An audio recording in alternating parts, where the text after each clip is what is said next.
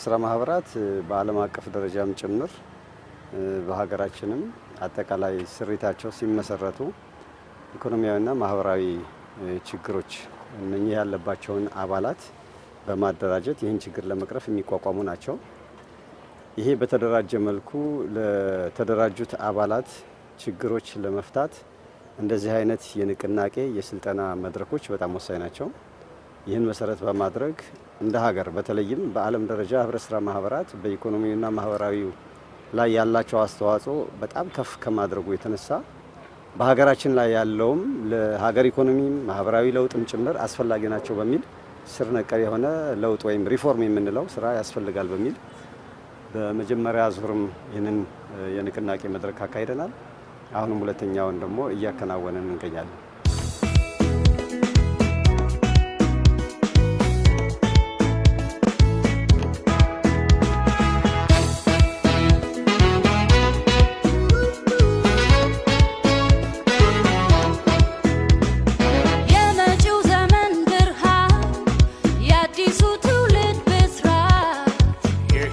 ከመጣን ጊዜ ጀምሮ ቀን 13 ላይ የህብረት ስራ ነባራዊ ሁኔታ ምን ይመስላል፣ ዓለም አቀፋዊ፣ ሀገራዊ፣ አፍሪካዊ እስከታች ድረስ ነባራዊ ሁኔታ ምን ይመስላል በሚለው ላይ ሰፊ ተሰጥቶናል። ነባራዊ ሁኔታው በጣም ገንቢ ነው። ሪፎርሙ ሁለተኛ ሶስተኛ ቀን ላይ ሪፎርሙ ምን እንዴት ያስፈልጋል፣ ሪፎርሙ የሚያመጣው ነገር ምንድነው፣ ሪፎርሙ ላይ ተጨማሪ ያስፈልጋል ወይስ ምንድነው የሚያስፈልገው የሚለው ነገር ላይ ነባራዊ ሁኔታ ሪፎርሙን እንደገና ገበያና ግብይትን፣ ምርት ግብይትን፣ አገልግሎት ግብይትን እያንዳንዱ መሰረታዊ ህብረት ስራ ማህበራት እየሰሩ ነው አይደለም የሚለው ነገር ላይ በደንብ ግንዛቤ ወስደናል። ስለዚህ ምንድነው አሁን በእንደዚህ በሶስት ቀን በወሰድናቸው እስካሁን 5 ቀን ይዘናል። በዚህ በወሰድናቸው ነገሮች ላይ ሪፎርሙ አስፈላጊ ነው። ምንድነው አሁን ከኛ የሚያስፈልገን ብዬ የሚለው እስከ ታችኛው ከመሰረታዊ ህብረት ስራ ማህበር ስራ አስፈጻሚዎች አሉ።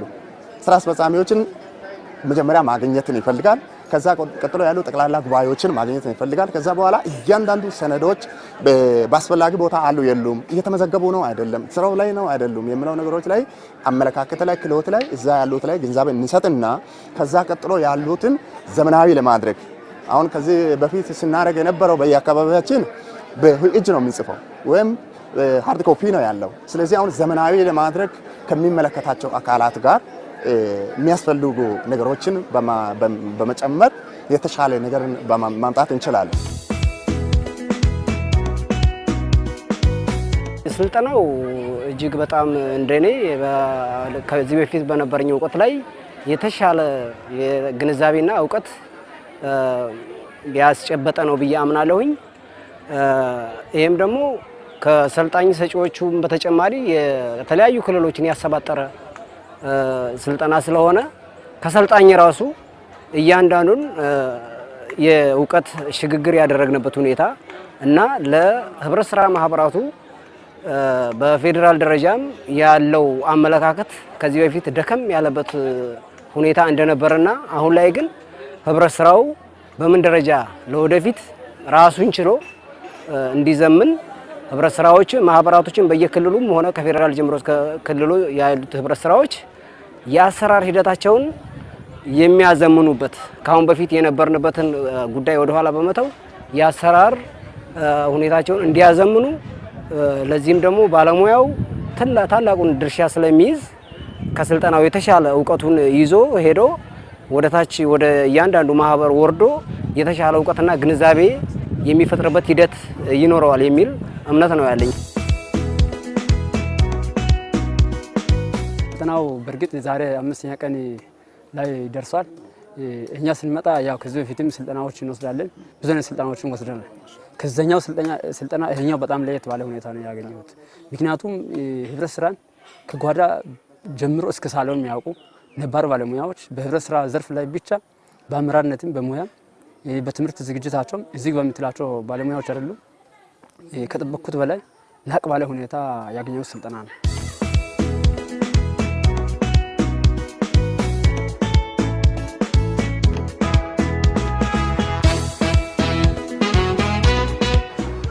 በእርግጥ ስልጠና እንደ ሀገር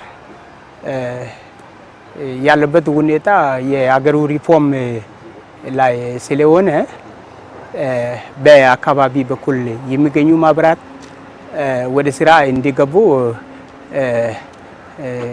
በርካታ ስራ ለመስራት ፍላጎት አለው። ምክንያቱም ህብረተሰባችን ለመለወጥ ብዙ ስራ ከሐኪም ከብዙ አንግሎች መስራት ፍላጎት ስላለው መስራት አለብን ብዬ አስባለሁ።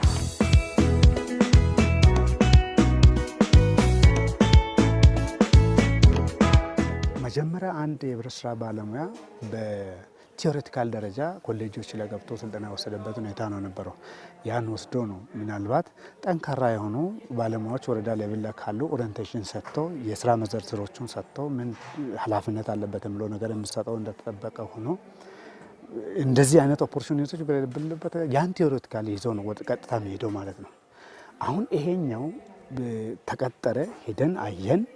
ከዛ በኋላ በስራ ላይ ምን ያክል እውቀት አለን፣ እውነት የህብረት ስራ ማህበሩ አዋጆቹን ይዘን የግብይት ተሳትፎን ይዘን እየመራን ነው፣ መረጃውን ይዘን እየመራን ነው፣ የሚፈለገውን ውጤት እያስመዘገብ ነው ብለን ዝም ብለን ከምንነደው አሁን ደንገዝገዝ ካለው አሁን ወደ ብርሃን እንድንጓዝና ምንድነው ክፍተቱ የሚለው ነገር ስናደራጅ ስንደግፍ ከነበረው የተሻለ እውቀት ይዘን አንደኛ ከጽንሰ ሀሳቡ የህብረት ስራ ጽንሰ ሀሳቦች ላይ የወሰንባቸው ነገሮች አሉ።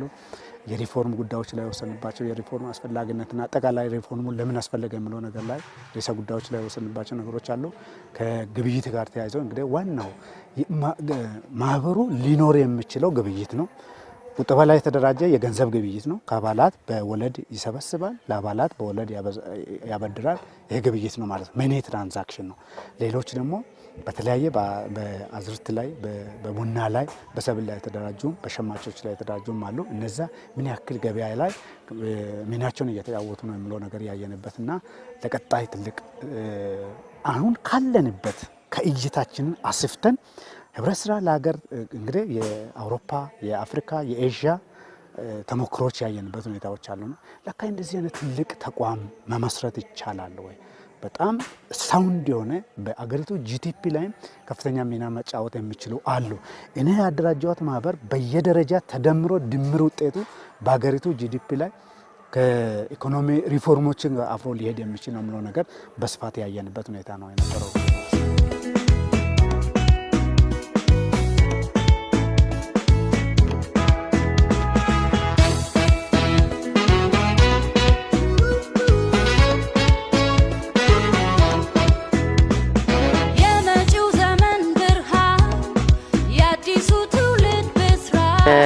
ያው ይሄ ስልጠና ጥሩ ነው ለኛ ለአቅም ግንባታችን ያለው አቅማችንን አሻሽለን ቀጣይ መንግስት የሚሰጠውን አቅጣጫ ወስደን ህብረት ስራ ያው ዘርፈ ብዙ ስራ የሚሰራ ነው፣ ሰፋ ያለ ስራ የሚሰራ ነው።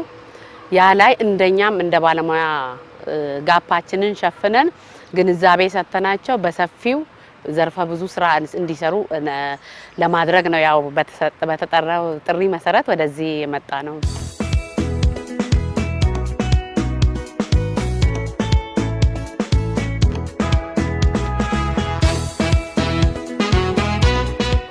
ስልጠናው ማህበራትን እንዴት ማደራጀት እንዳለብን እንዴት ደግሞ ማሳደግ እንዳለብን ቴክኖሎጂው እንዴት መጠቀም እንዲችሉ የሚያደርግ ስልጠና ነው። እንደገና ደግሞ የረሳነውን ነገር ከማስታወስ አንፃር አልፎ ትምህርቶች የሚሆኑ ሀገራችን በማህበር ዙሪያ ያለው ስራ በምን ደረጃ እንዳለ ማህበር ደግሞ ኢትዮጵያ ውስጥ ኢኮኖሚ እድገትን እንዴት ማምጣት እንደሚችሉ የሚገልጽ ትምህርት ነው ተማርነው።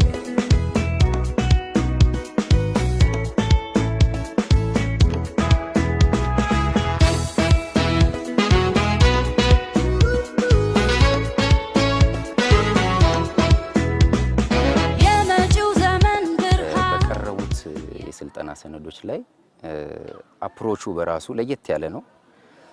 ሰፊውን ቁጥር መጀመሪያ በገለጻ አቅራቢዎች በስፋት ከተተነተነ በኋላ ይሄንን በማኔጀብል በሆነ ሳይዝ ደግሞ በመወያያ ክፍሎች ወስደን አወያዮች ተመድበው የማወያያ ነጥቦች ተይዘው እየተደረገ ያለው ውይይት ላይ ያየነው የሰልጣኞች እርካታ፣ የሰልጣኞች ተሳትፎ በእውነት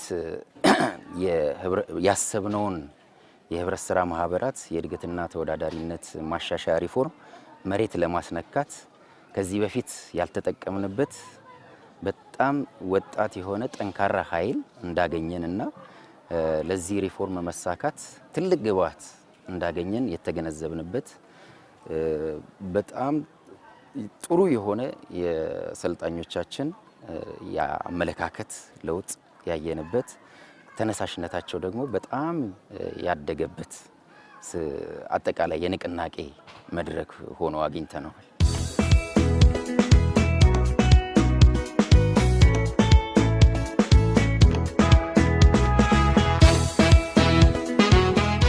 እንደ ሀገር ወደ 9000 የሚጠጉ የህብረት ስራ የልማት ሰራተኞች አሉ።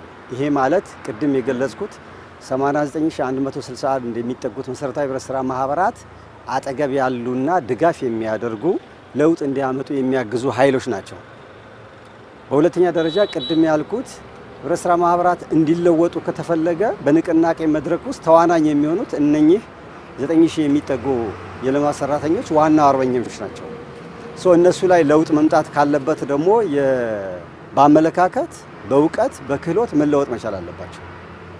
ይህንን ለማምጣት ሲባል ነው ይሄ የንቅናቄ መድረክ እየተካሄደ ያለው። በመጀመሪያ ዙር ላይ ከ4000 በላይ የዚህ ንቅናቄ መድረክ ተሳታፊዎች ነበሩ፣ የቀበሌ ሰራተኞች። አሁን በዚህኛው ዙር 3200 ማለት ነው። በዚህኛው ዙር ደግሞ ከ4000 በላይ ይሳተፋሉ። ሶስተኛ ዙር ደግሞ የቀሩት ደግሞ የምናካትትበት ሁኔታ ነው ያለው። በመጀመሪያው ዙር ላይ በአካሄድነው ንቅናቄ ያገኘነው ፊድባክ ግብረ መልስ ምንድን ነው? ልማት ሰራተኞቹ ቅድም ያልኳቸው ህብረት ስራ ማህበራትን ለመለወጥ ጥረት እያደረጉ እንደሆነ መረጃዎች አሉን።